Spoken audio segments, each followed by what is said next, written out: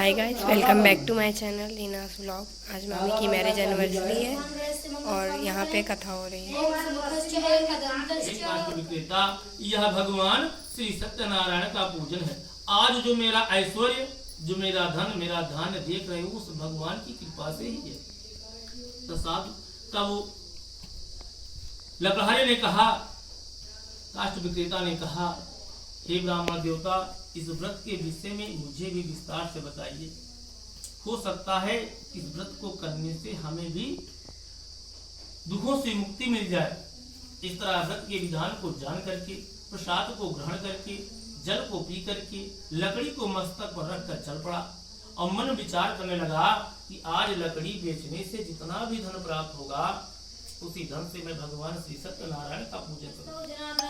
यत्र योगेश्वरः कृष्णो यत्र पार्थो ध्रुवधरः तत्र श्री विजयोर्भूतिर्ध्रुवाणि तिरुमतिर्मम अनया चिन्तयन्तो मां जानः परुषपासते तेषां युक्तभियुक्तानां योगक्षेमो वहाम्याम् अस्मृते सकलकल्याणं भाजनं यत्र जायते पुरुषमतं च नित्यं भजामि शरणं हरिं सर्वेष्वारम्भकार्येषु त्रयस्थिरभुवनेश्वरः देवति सन्तु नासिद्धिं ब्रह्मचारुजनार्दनः विश्ववेशं माधवं दुण्डिं दण्डपाणि च भैरवम् वंदे काशंकुमाम गंगा भवानी मणिकर्णिका मुक्प्रचंड महाकाय कोटि सूर्य समप्रभा निर्विघ्नं कुरु मे देव सर्वकार्येषु सर्वदा श्रीमन्महागणाधिपते मंगल मूर्तये नमः। भगवान कृष्ण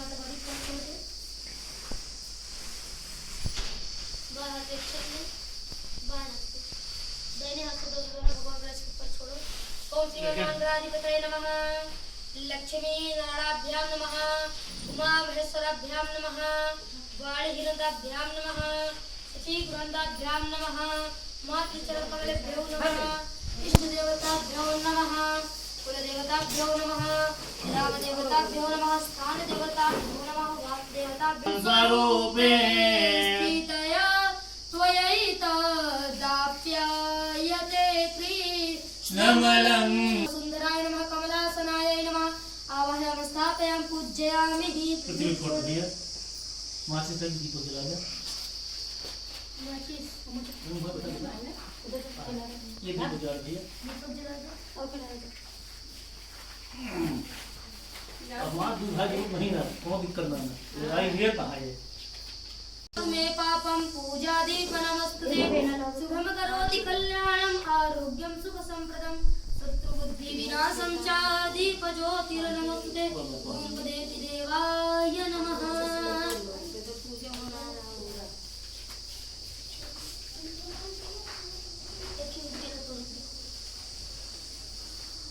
इनके विष्णु कराए ना वो बंदिश से विष्णु कराए नमः।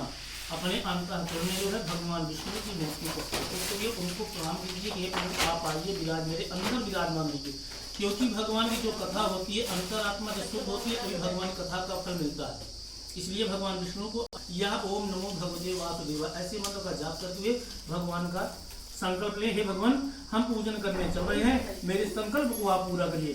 ओम हरि ओम हरि ओम हरि ओम हरि ओम तत्सत् तत्सत् तत्सत् तत्सत् विष्णु विष्णु विष्णु विष्णु अद्य श्री ब्राह्मण द्वितीय पदार्थे श्री श्वेता वाराह कल बसंत मात्र अष्टम दिने कलियुगे कलिकाले प्रथम जम्बो देवे भागवत आर्य। श्री सूत जी महाराज जी कहते हैं, हे ऋषियों पूजा इतनी देर करें जितनी देर पूजा कराए उतनी देर हो पाए। श्री सूत जी महाराज जी कहते हैं, हे ऋषियों इसके बाद मैं आप लोगों को आगे कथा बताता हूँ, आप लोग सुनिए। प्राचीन काली कथा है। एक कुल का मुखनाम के राजा थे। वो राजा प्रतिदिन देवालय जाते और ब्राह्मण को दान दक्षिणा देकर संतुष्ट करते और उनकी कमल के समान मुख वाली धर्मपत्नी शील विनय सौंदर्य पतिव्रता थी, मगर राजा को कोई संतान नहीं थी। राजा संतान की प्राप्ति की कामना से अटूट तेज संपन्न भगवान विष्णु का पूजन कर रहे थे भद्रशिला नदी के तट पर। उसी समय अनेक प्रकार की पुष्प का रास संपन्न एक साधु नामक बनिया वहां पहुंचता है और राजा को व्रत करता देख करके प्रणाम करके पूछता है, हे राजन आप प्रसन्न चित्त होकर किसका पूजन कर रहे हैं और इस पूजन को करने से किस फल की प्राप्ति होती है। तो राजा ने कहा, हे साधु यह भगवान श्री सत्यनारायण का व्रतियों पूजन है। मुझे संतान नहीं है, मैं संतान की प्राप्ति की कामना से अतूट तेज संपन्न भगवान विष्णु का पूजन कर रहा हूँ। साधु बनिए ने कहा, हे राजन, इस व्रत के विषय में मुझे भी विस्तार से बताइए। हो सकता है इस व्रत को करने से हमें भी संतान की प्राप्ति हो।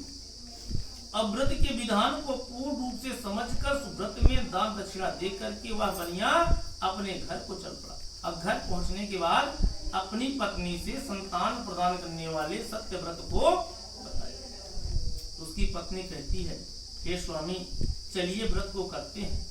तो कहा, हे प्रिय, अभी धन खर्च करने की जरूरत नहीं है। जब हमें संतान की प्राप्ति होगी तब मैं भगवान श्री सत्यनारायण का पूजन करूंगा। अभी संतान हुई नहीं, मैं पूजन पहले कर दूं। उसकी पत्नी कहती है, स्वामी, क्या संतान से बढ़कर धन है? जब संतान ही नहीं रहेगी तो धन किस काम का? तो बनिया अपनी पत्नी को बड़े सुंदर शब्दों में समझाता। क्या समझाता है कि मातु का है मेरो पुत सपूत है, मातु का है मेरो पुत सपूत है, बहन का है मेरो सुंदर भैया, अतात का है मेरे कुल के हैं दीपक, लोक औलाज में धीर बधैया। नारी का है मेरो प्राणपति है, नारी का है मेरो प्राणपति है, अरु जीवन जान ले बलैया। हे प्रिय, अगर धन है तो माता पूछने वाली है, धन है तो बहन पूछने वाली है, धन है तो पिता पूछने वाला है, और धन है तो अपनी खुद की पत्नी पूछने वाली है, और धन नहीं है तो कोई पूछने वाला नहीं है। पर बनिया की पत्नी कहती है, स्वामी, आप धन की इतनी बड़ी तुलना कर दी भगवान से। अरे क्या कहते हो आप? धन तो धन सब चाहे और प्रभु को चाहे ना कोई, जो प्रभु का सुमिरन करे धन आपो होय। आप चलिए भगवान की शरण में, वही सब सारी मनोकामनाएं पूर्ण होगी, सारी इच्छाएं पूर्ण हो जाएगी। मगर साधु बनिया अपनी अपनी पत्नी की एक बात नहीं सुना और घूमने के लिए नगरी को चला गया। एक दिन उसकी धर्मपत्नी पति के साथ आनंद उत्पादन प्रतीत हुई। अब भगवान की कृपा से गर्भवती हुई और 10वें महीने में उसे कन्या रत्न की उत्पत्ति हुई। कन्या के नामकरण करने के लिए पंडित जी को बुलाते हैं। पंडित जी आते हैं, क्या देखते हैं? जिस तरह शुक्ल पक्ष का चंद्रमा दिन प्रतिदिन करके बढ़ता है, उसी तरह वह कन्या भी कला कला करके बढ़ रही थी। इसलिए उस कन्या का कलावती यह नाम रखा। तब बनिया की पत्नी अपने स्वामी से पुनः कहती है, हे स्वामी, अब तो हमें संतान की प्राप्ति हो गई है, चलिए अब तो व्रत करते हैं। तो कहता, अरे प्रिय, क्या बताऊं, इसके बढ़े छठी में बहुत सा धन खर्च हो चुका है, इसके बढ़े छठी में बहुत सा धन खर्च हो चुका है, इसके विवाह के समय व्रत को करूंगा। ऐसा अपनी पत्नी को आश्वासन देकर नगरी को चला गया। इधर कन्या पिता के घर में तदंतर बढ़ने लगी। धीरे धीरे बाल अवस्था से युवावस्था और युवावस्था से विवाह योग्य हो गई। एक दिन साधु बनिया अपनी कन्या को सखियों के साथ खेलते हुए देखा तो आपस में विचार किया कि हमारी तो कन्या विवाह योग्य हो गई है, इसके विवाह के लिए श्रेष्ठ वर का खोज करना चाहिए। तब अपने दूत को वर की खोज के लिए भेज दिया। दूत कंचन नामक नगर में गया, सुंदर गुण संपन्न उसी के जात का लड़का लेकर आया। सचित होकर विधि विधान से अपनी कन्या का उस लड़के के साथ विवाह कर दिया। और दुर्भाग्यवश उस समय भी भगवान श्री सत्यनारायण का व्रत करना भूल गया।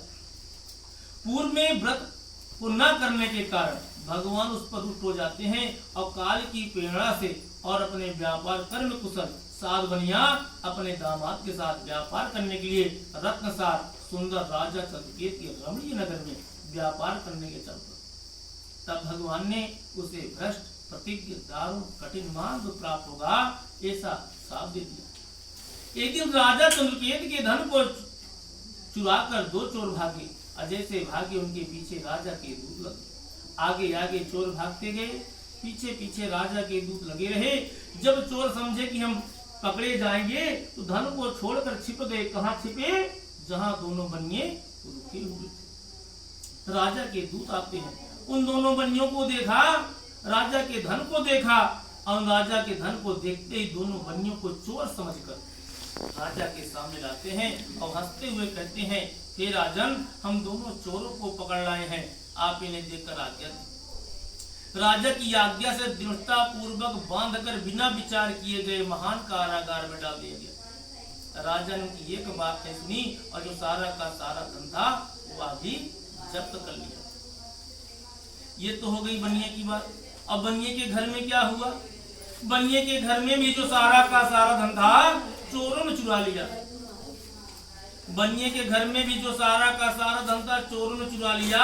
वह लीलावती बनिया की पत्नी मानसिक पीड़ाओं से युक्त भूख और प्यास से दुखी होकर अन्न की चिंता से दर दर भटकने लगी। कलावती कन्या भी भोजन के लिए इधर उधर प्रतिदिन घूमने लगी। एक दिन क्षुधा से पीड़ित कलावती कन्या एक ब्राह्मण के घर जाती है और वहां भिक्षा मांगने के लिए जाती है और वहां क्या देखती है कि भगवान श्री सत्यनारायण का पूजन हो रहा है, भगवान विष्णु का पूजन हो रहा है। वहां बैठ जाती है, कथा को सुनती है और कथा को सुनकर प्रसाद को ग्रहण करके कुछ रात होने पर घर पहुंचती है तो माता पूछती है, हे पुत्री, इतनी देर रात तक तू कहाँ रुक गई? कहीं तेरे मन में कोई गलत भावना तो नहीं है? तब कलावती कन्या कहती है, माता, मैं ब्राह्मण के घर में मनोरथ प्रदान करने वाला सत्य व्रत देखा है, जिसको करने से सारे पाप नष्ट हो जाते हैं। ये माता, चलिए हम भी व्रत को करते हैं, हो सकता है इस व्रत को करने से हमारे भी पाप नष्ट हो जाए। कन्या अपनी पुत्री की ऐसी बात को सुनकर कलावती कन्या उसके पास जो कुछ भी था थोड़ा बहुत उसी में भगवान श्री सत्यनारायण का पूजन किया। अब पूजन करने के पश्चात भगवान से प्रार्थना किया, हे प्रभु, आप हमारे पति और दामाद के अपराधों को क्षमा करें और अपने घर शीघ्र आ जाएं। उनके आने के पश्चात ही मैं आपकी पूजा करूंगी। इस तरह भक्त वत्सल भगवान प्रसन्न हो जाते हैं, उसे अभीष्ट वर प्रदान करके वहीं पर अंतर ध्यान हो जाते हैं।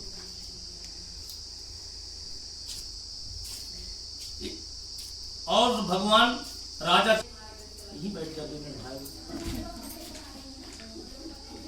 तो घाट पकड़ लिया हमको। ये 1.5 टाली 500 भाई आए सभी।